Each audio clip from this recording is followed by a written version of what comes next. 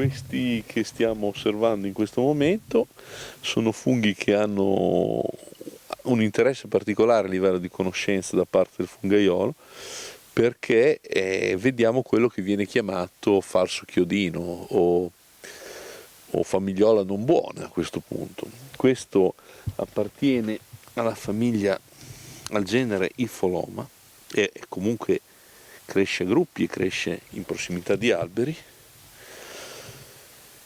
Ha un bellissimo colore perché è molto bello esteticamente, giallo evidenziatore, ed è un fungo tossico, e in passato aveva dato alcune problematiche legate al fatto che poteva essere confuso con delle altre specie che crescono cespitose sui tronchi dell'albero, in questo caso specifico chiodino o Armillaria mellea. Quando parliamo di Armillaria mellea è particolarmente importante sapere che, nonostante sia il fungo più consumato in Italia, perché parliamo comunque di un fungo che in alcune zone del paese, della nazione, è veramente moltissimo consumato, è uno anche dei funghi che è più pericolosi, nel senso che è responsabile della maggior parte delle intossicazioni certificate che avvengono sul territorio italiano, perché è un fungo che ha una tossicità, nonostante sia consumato da tutti, ha una tossicità termolabile, e quando viene utilizzato deve essere precedentemente cotto molto bene, e deve essere allontanata l'acqua di cottura. Ecco, io volevo anche togliermi qualche curiosità sui funghi, ad esempio qua li abbiamo visti a famiglie, altri li vendiamo singoli, poi noi li chiamiamo funghi. In realtà il fungo vero non è quello che noi vediamo, starebbe sottoterra, questo è il frutto, quello che esce, giusto? Esattamente, noi quando andiamo a funghi raccogliamo un frutto praticamente di una sorta di pianta che cresce e sviluppa sottoterra in svariati modi, attraverso una rete che in realtà è la pianta vera, che viene chiamata micelio. Questo micelio, in determinate situazioni, senza andare troppo sulle specifiche occasioni, riesce a sviluppare quello che è il frutto, cioè il corpo fruttifero, che è il fungo vero e proprio.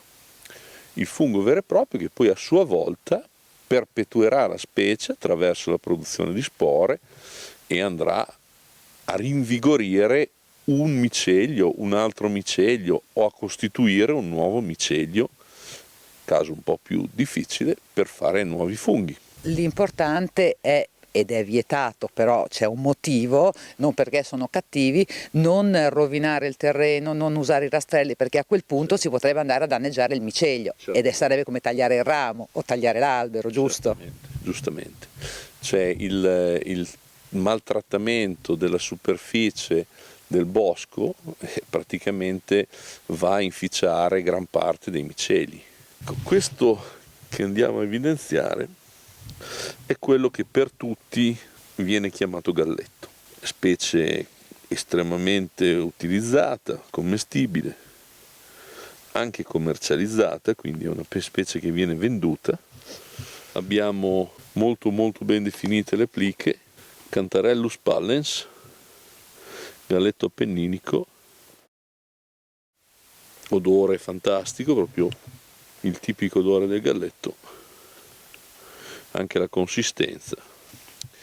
È leggermente meno buono rispetto a quello che viene nelle foreste alpine, Cibarius cibarius, un pochettino più amarognolo, un pochettino meno, però è comunque un ottimo commestibile, è uno dei funghi che fa la fortuna delle tavole, cioè Chi non ha mai mangiato il galletto con la polenta o con un sugo messo nel sugo di ragù o nella tagliatella, cioè diciamo che si presta particolarmente. Poi io sono uno che apprezza particolarmente questo tipo di cose, di Credo cucina. che qua nessuno disdegni.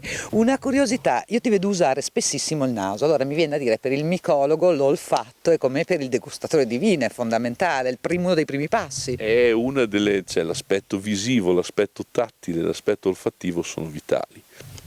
Questa è quello che rimane purtroppo da un buon banchetto fatto dalle lumache, che sono giustamente i primi commensali che dispongono dei funghi all'interno del bosco come natura vuole, quanto la lumaca ci ha lasciato di una russula, sempre della famiglia del genere russula, commestibile, un buonissimo commestibile, che è una russula Cyanoxantha, quella che volgarmente nella zona del bolognese, anche in Emilia Romagna, viene chiamata morella, murleina, colombina.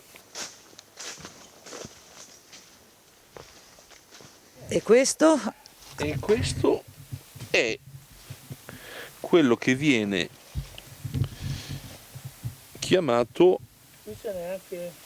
steccherino dorato. Questo è il nome volgare, steccherino dorato, viene chiamato appunto Idnum repandum, il suo nome reale in latino. Questo è caratterizzato, ha una forma molto simile a quella del galletto, o finferlo o cantarellus, che vogliamo chiamarlo. Questo, se noi lo giriamo, non ha più quelle plicche che trovavamo nel galletto, ma ha dei piccoli aculei, dei piccoli denti, infatti viene anche chiamato dentino. Questi denti vengono chiamati in micologia idni e lo rendono completamente diverso dal galletto e comunque poco equivocabile, perché pochi altri funghi e commestibili hanno questi piccoli aghetti sotto. Quindi questo è un fungo che si può mangiare, è consumabile. Buon accorgimento è togliere gli idni, che sembra diano una parte amara un po' più in risalto al fungo stesso. Questo che cos'è invece? Questo è un fungo molto particolare, perché è un fungo molto facilmente identificabile per tanti motivi.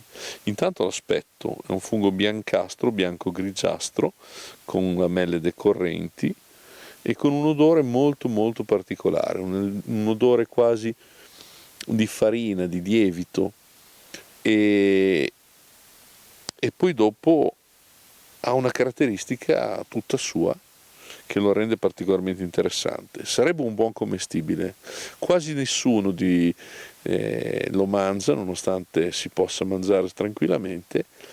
Si chiama Clitopilus prunulus ed è considerato il fungo spia, uno dei funghi spia per il nostro oggetto del desiderio, che oggi non abbiamo trovato, che si chiama porcino. Quindi se troviamo questo, guardiamoci bene attorno. Esattamente, è una delle vecchie regole, non è l'unico fungo spia, oggi possiamo sicuramente considerare nella stessa maniera in questo ambiente anche la Manita panterina, che non abbiamo trovato, che è un fungo tossico, però è considerato comunque un fungo spia su questo ambiente, o la Manita muscaria, il famoso fungo delle fate, di Biancaneve, quello che vediamo nelle fiabe con i puntini bianchi, tutto rosso, e quello è più tipicamente in ambiente più alpino, comunque in abetaie, in alte faggete, richiedendo temperature più basse. È un fungo che tendenzialmente fa più in alto, e anche lui è spia per il Boletus edulis. Comunque in linea di massima, quando vediamo questo, buona norma. Fare un giro nei con pressi. attenzione. Ecco, io direi che oramai davvero, allora non abbiamo trovato l'oggetto del desiderio, ma già lo sapevamo in partenza, perché non abbiamo scelto il periodo giusto, l'anno giusto. Comunque la cosa che proprio a me ha stupito, la biodiversità, la quantità di funghi che andando in giro per il bosco basta guardare a terra e si trovano. Quindi è questo poi alla fine anche l'importante, al di là del dire riempio il cesto, ho trovato 1 chilo, 3 chili. È affascinante questo. È la bellezza, secondo me, più importante, quello che ha appassionato tutti noi che abbiamo deciso comunque di dedicare parte del nostro tempo e alla conoscenza dei funghi. Io penso che il passaggio sia facile e breve e mi auguro che lo possano fare in molti, cioè passare dalla fase nella quale il bosco viene interpretato come fucina di funghi a scopo, diciamo, alimentare, se vogliamo così definirlo, a quello anche che può essere un giro, conoscere, vedere, capire. Chiunque si volesse, secondo me, e dovrebbero essere in tanti, io spero che siano in tanti, ad avvicinarsi a questo mondo con questi criteri, troverebbero facilissima risposta nei diversi gruppi micologici che possiamo rinvenire in qualsiasi città o paese dove ci sono persone appassionatissime che dedicano la loro vita praticamente al mantenimento di questa passione. Adesso però c'è un altro problema, quello di uscire dal bosco. La tecnologia ci aiuta in questi casi? La tecnologia ci aiuta enormemente, perché ci tengo particolarmente a questa cosa, perché anche quelli che sono più abituati possono avere un momento di scuramento, di non tranquillità, perché magari il bosco è grande, perché magari non ci sono più gli stessi punti di riferimento precedenti. Oggi abbiamo a disposizione, al di là dei GPS e altre cose più complesse, delle normali applicazioni che sono ottenibili anche sui telefonini, dove praticamente siamo in grado di guardare la strada. Quando andiamo ad avviare queste cose, siamo in grado di guardare la strada che ci permette di tornare indietro in sicurezza, nello stesso modo attraverso il quale siamo entrati.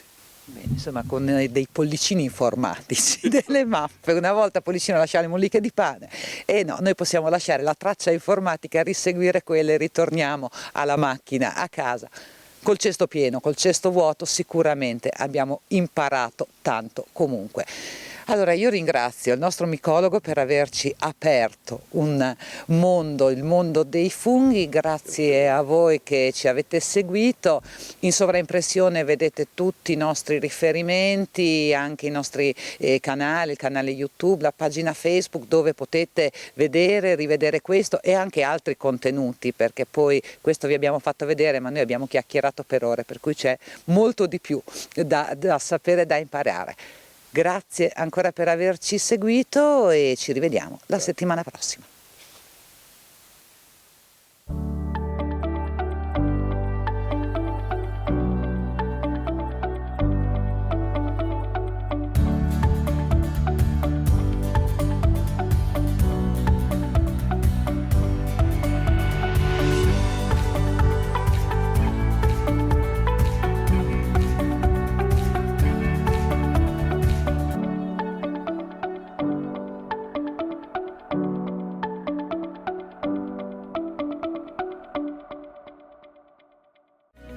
In collaborazione con